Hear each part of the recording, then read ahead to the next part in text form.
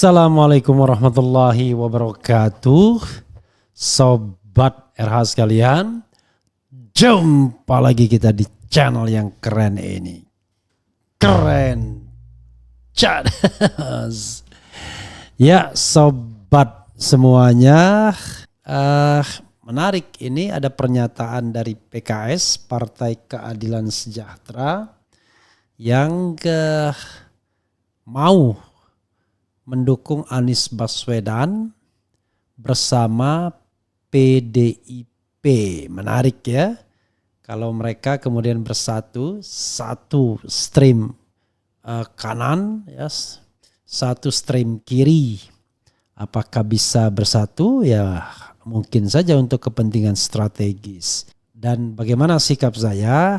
Ya sama seperti sebelumnya, saya sih berharap Anies menjadi kingmaker, bisa kekuatan yang dia punyai mendorong pilkada-pilkada di seluruh Indonesia sebagai bagian dari bargaining power terhadap kepala-kepala daerah yang bakal terpilih. Sehingga dia nanti mempunyai networking jaringan agar kemudian mereka paling tidak merasa dimenangkan. Ada jasanya Anies dan kelompoknya kepada mereka. Walaupun kita tahu politisi nggak bisa dipegang ya. Hari ini dia berterima kasih kepada kita, besok kemudian dia lain lagi tuannya atau aliansinya. Coba kita bacakan. Jakarta This Way ID ya. PKS nyatakan siap berkoalisi dengan PDIP untuk usung Anies di Pilkada Jakarta 2024. Yang kata Syahganda Nainggolan, kalau Anies dicalonkan akan menang 70%.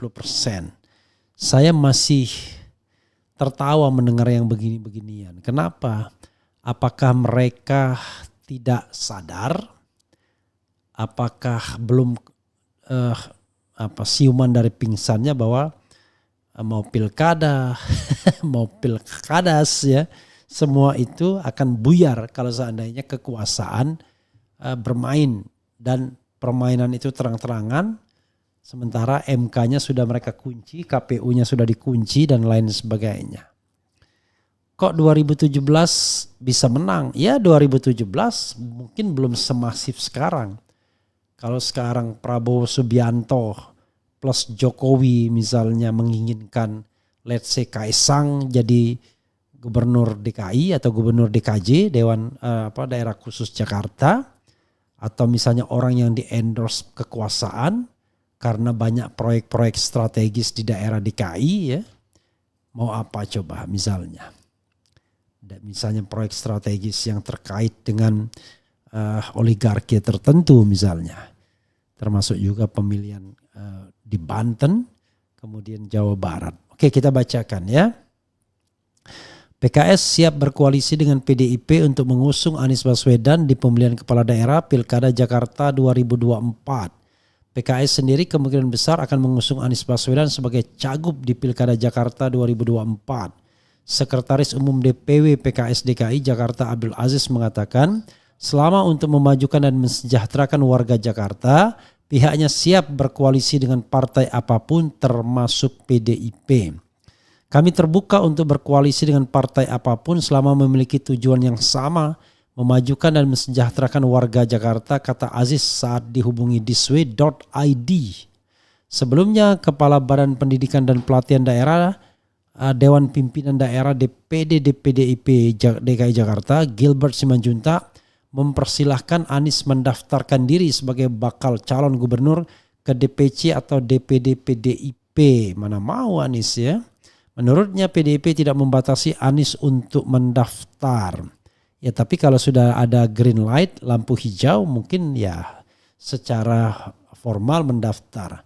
Adapun batas pendaftaran bakal calon gubernur Bacagub melalui partai pimpinan Megawati Soekarno Putri tersebut hingga akhir Mei 2024 atau sebelum Rakernas PDIP digelar. Kendati demikian, keputusan terkait calon gubernur Jakarta yang diusung tetap ada di tangan DPP PDIP dan DPP PDIP ada di tangan Megawati Soekarno Putri. Jadi centralized power ya sudah, yang lainnya nggak perlu ngomong. Yang paling penting Megawatinya bagaimana. Tentu ada peluang dari PDIP usung Anies tergantung penilaian Dewan Pimpinan Pusat DPP dan rekam jejak calon tersebut, kata Gilbert kepada Diswe.id. Gilbert juga mengatakan keputusan siapa calon yang diusung di Pilkada Jakarta 2024 juga akan mendatangkan suara dari akar rumput PDIP.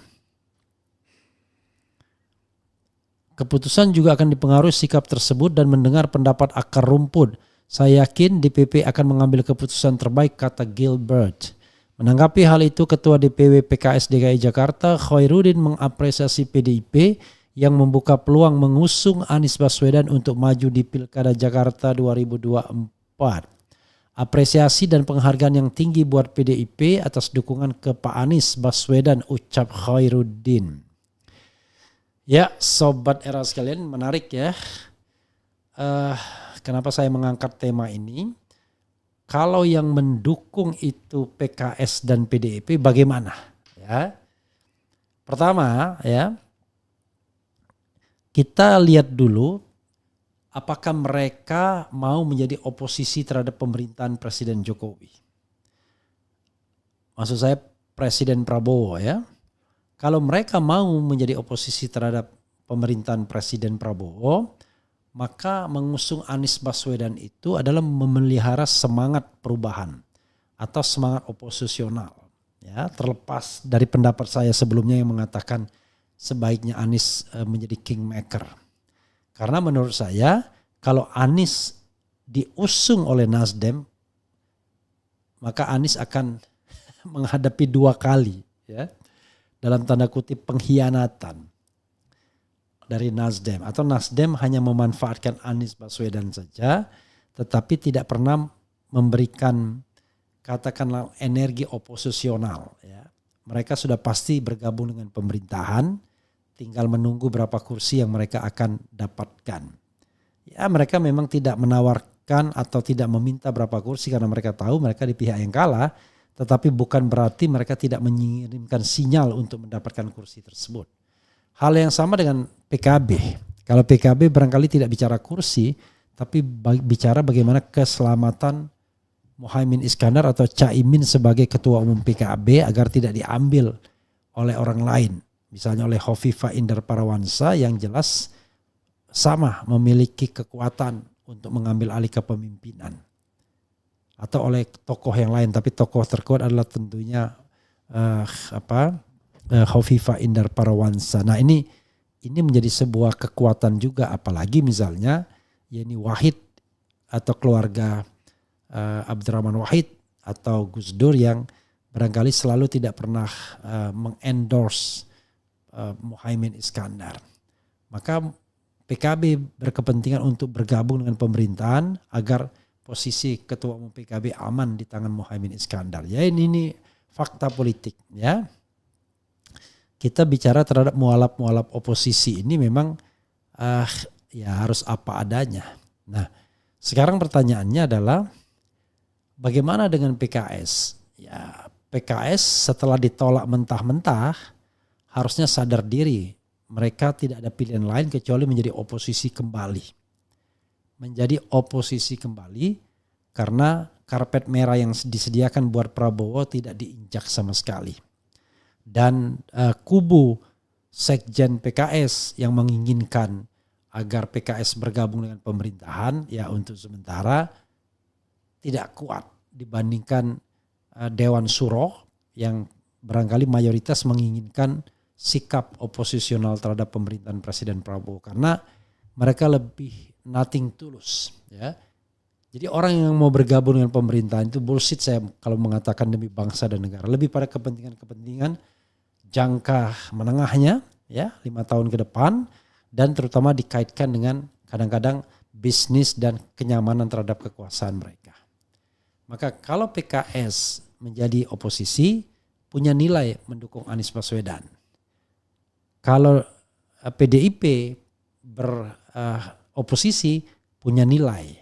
Nah, di sana paling tidak saya harus berpikir ulang kalau dicalonkan oleh oposisi. Tapi kalau dicalonkan oleh partai-partai pragmatis seperti Nasdem misalnya atau PKB, Waduh. Wassalamualaikum warahmatullahi wabarakatuh. Keren. Cadas.